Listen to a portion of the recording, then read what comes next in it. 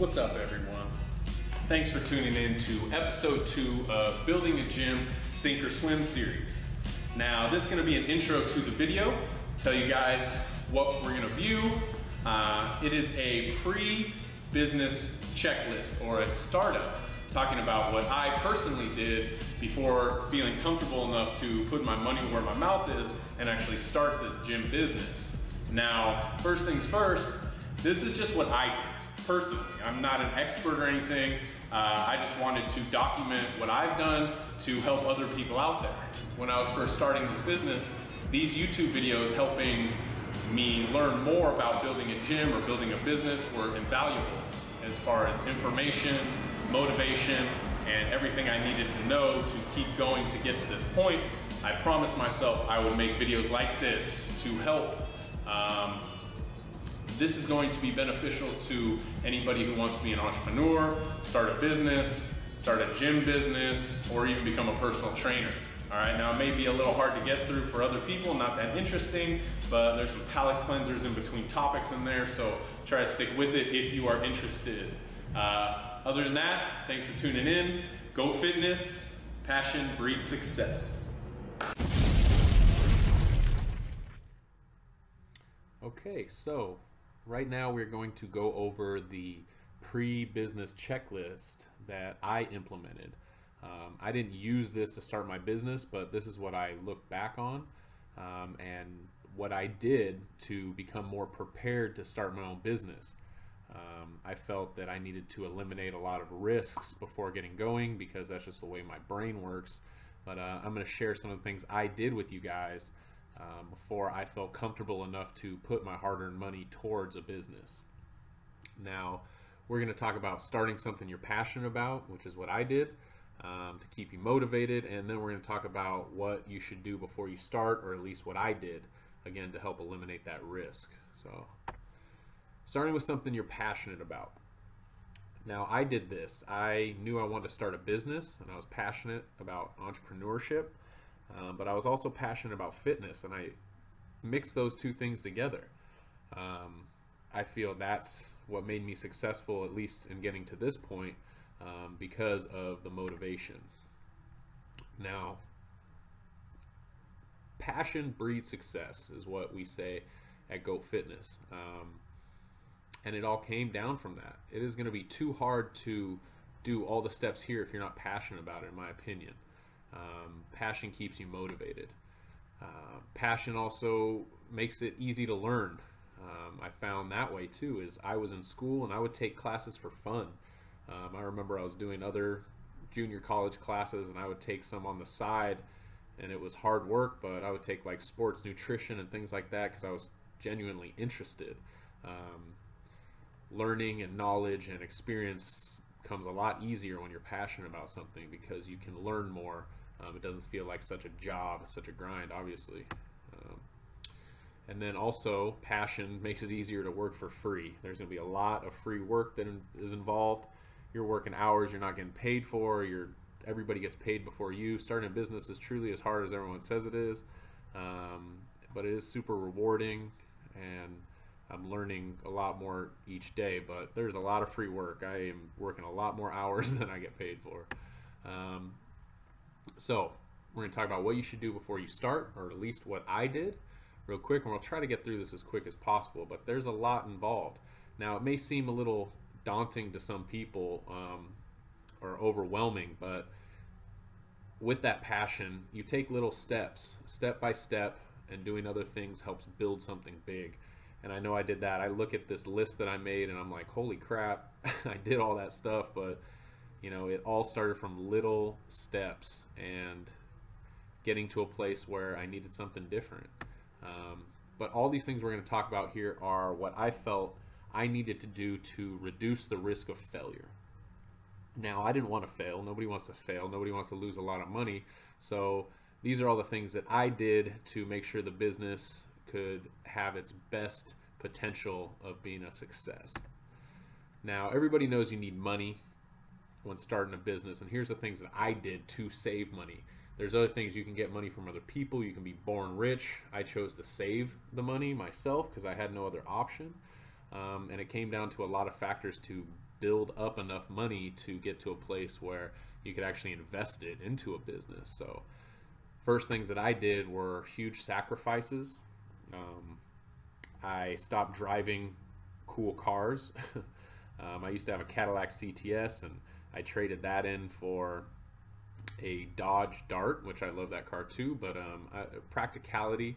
I stopped going out to eat as much. I didn't go out and get wasted with my friends. I didn't buy expensive clothes. I've been through that stage in my life, but it eats your money up and there's no way to save it. I used to be paycheck to paycheck before I started this venture, and slowly built literally from zero up to, you know, over $60,000 in my account from just a lot of sacrifice and building steps. So sacrifice was huge.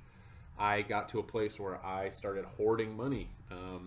I became a money hoarder, so to say, because I started a savings account and made sure no money was ever taken out, and I just kept putting money in. And when I say hoard money, it was because I made it a game and I tried to see how much money I could save from each paycheck and find different ways to bring my savings account up. I would look at it on my phone app all the time, and I would desire it to get higher. I really became a money hoarder and saved it and became pretty stingy, to tell you the truth, but it all is a means to an end. Once I had some money, I worked towards eliminating debt. That was something I felt I would need in the future of the business. I didn't want to start the business with debt, so I did get rid of my car payment and everything else like that, paid off old student loans, got everything down as far as I could to where I had zero debt, because I knew I would potentially need to go into debt later, which we haven't yet so far, hey, which is really good. Also, I started to build my credit. These are all things I did after sacrifice. I started to hoard money, eliminate debt, and then I started to build my credit. I can go into that later, how I did that more, but I just went to my bank and asked them how to do that, and asked friends and family, and I started to build credit too. Got my credit score up to about 750 before I started the business. I felt that was a very big part, especially if you're going to borrow money or ask family for money or anything. You still need to have credit, you know, in your name, and show that you pay people back is very important no matter what you do. But more money also comes more opportunities. Once I had money saved, I ended up using it to create opportunities for more money. And this came down to side hustles. Now, side hustle, mine personally, was Craigslist. I would buy and sell things on Craigslist and made pretty good money. I would get free things and fix them up and sell them, and I was doing this all on the side of my job to help hoard money. I started wanting to see my bank account grow. I would buy things on Craigslist, flip them, and I remember about $10,000 in a few months buying and selling things on Craigslist. That was huge. These are the ways that I saved money to start my own business. This can be very difficult for a lot of people, I understand, but this is what I had to do because we didn't have money to start with, and I didn't see how I was going to get an investor. So I wanted to start small and grow big. So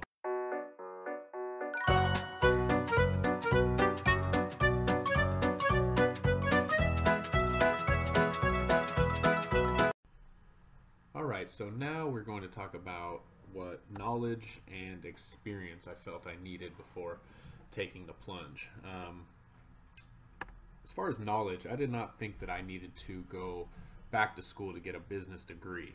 The tools I used were the internet was a huge one.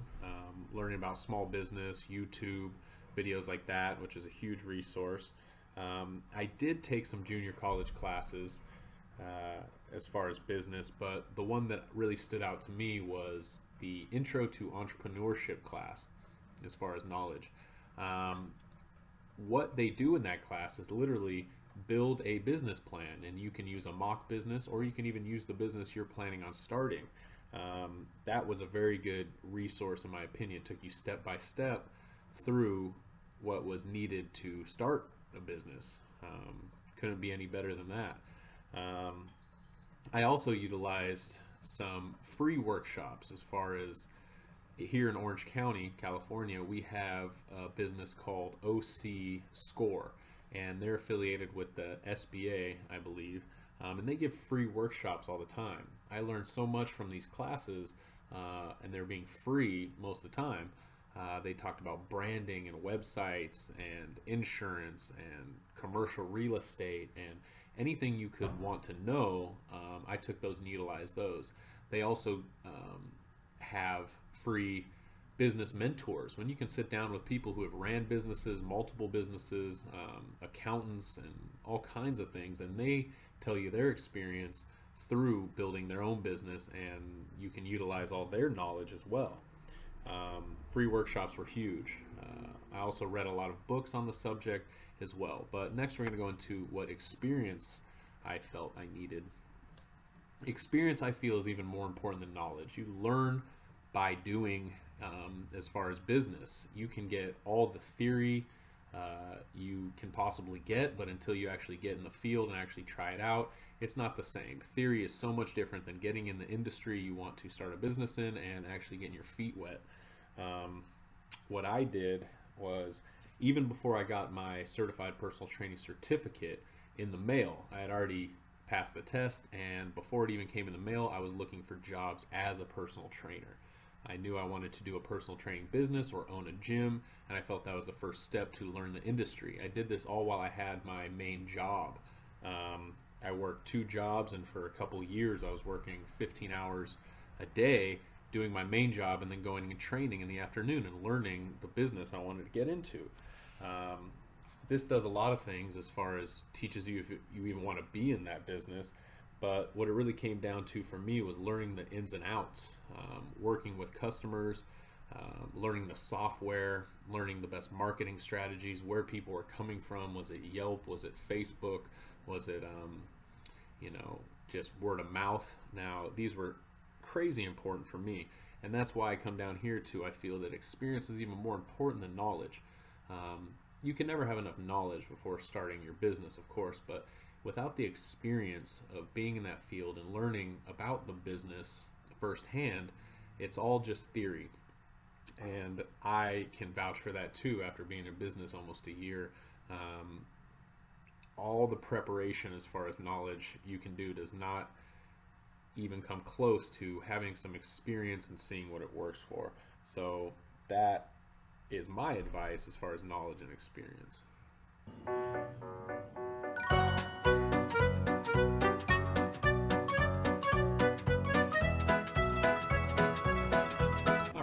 Now I wanted to talk about the business plan. Do you need one? Some people do it without one.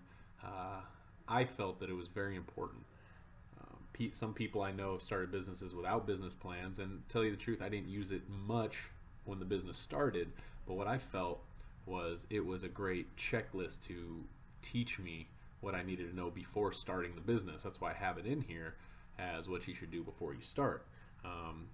The business plan I took step by step. It probably took me about 3.5 months to complete, to tell you the truth, because I had to figure out a lot of questions that the business plan has as far as strategies and demographics and marketing and finances. You don't want to go into something like this blind. You want to know how much money you're gonna probably need. Then you probably want to double it.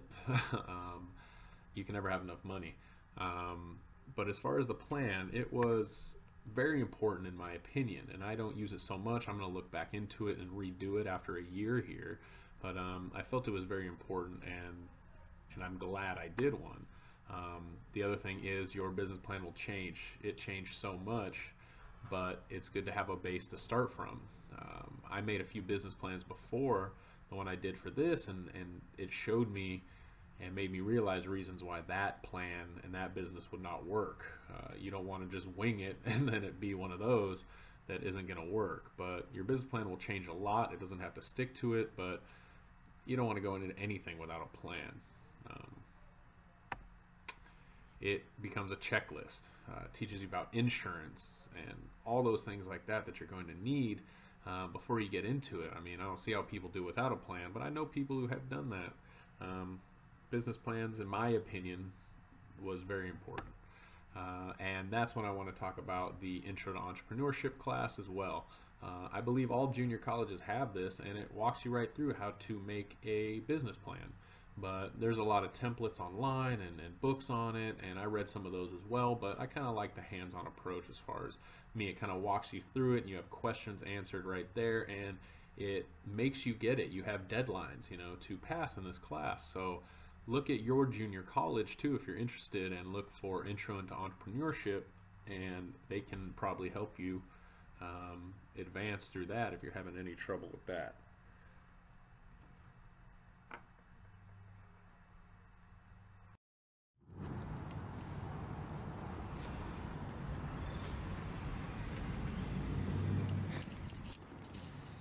All right, guys, thanks for watching.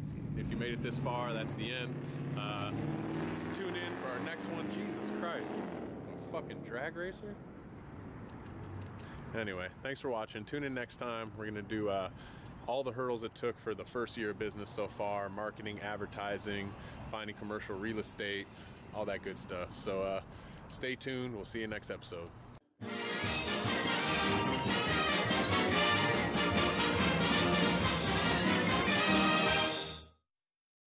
Wonder.